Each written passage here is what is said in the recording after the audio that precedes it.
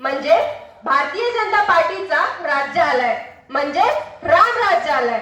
आणि आपल्या मुखेड तालुक्याचे आमदार डॉक्टर तुषार गोविंदराव राठोड साहेब यांना मुखेड तालुक्याच्या जनतेने व शहराच्या जनतेने 3 वेळेस आमदार केले।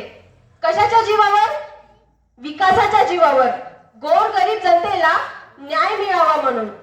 करमवीर किशनराव राठोड साहेब व गोविंदरावजी राठोड साहेब या दोन्ही बंधूंनी मुखेडमध्ये शेवटच्या घटकांना न्याय मिळावा म्हणून अहोरात्र प्रयत्न केले। आज आमदार साहेब घरोघरी स्वतः फिरत आहेत, विकासाबद्दल बोलत आहेत आणि सोबतीला त्यांचे मोठे बंधू सुद्धा। दोन्ही बंधू म्हणजे राठोड बंधू स्वतःच्या परिवाराचं नगराध्यक्ष नको म्हणून त्यांनी दुसऱ्यांना संधी दिली। इतकं मोठं मन फक्त राठोड परिवारच करू शकते। आज तुम्ही नगराध्यक्ष म्हणून विजय रामपतेवार काकू यांना निवडून दिलात तर आमदार साहेबांच्या सहाय्याने अनेक विकास कामे होतील। लाडकी बहीण योजना ही फक्त मुख्यमंत्री देवेंद्रजी फडणवीस साहेबांनी आणली व आजपर्यंत ते टिकून आहे याचे श्रेय हे फक्त आणि फक्त बीजेपीला जाते।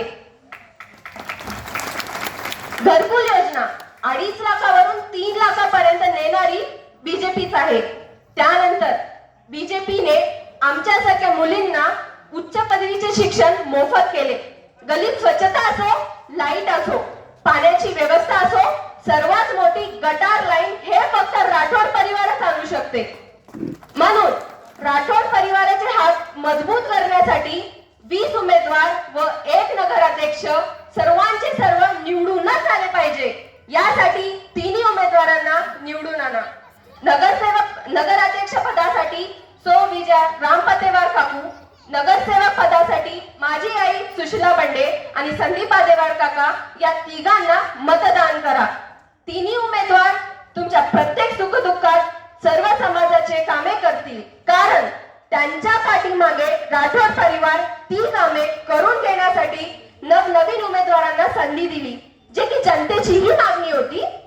तेव्हा सर्व मतदार बंधू या सर्व नवीन उमेदवारांना संधी द्या। फक्त कमळ आणि कमळ या बटनावर मतदान करा। ताईबाई अक्का विचार करा पक्का, येत्या 2 तारखेला कमळावरच मारा सिक्का। धन्यवाद।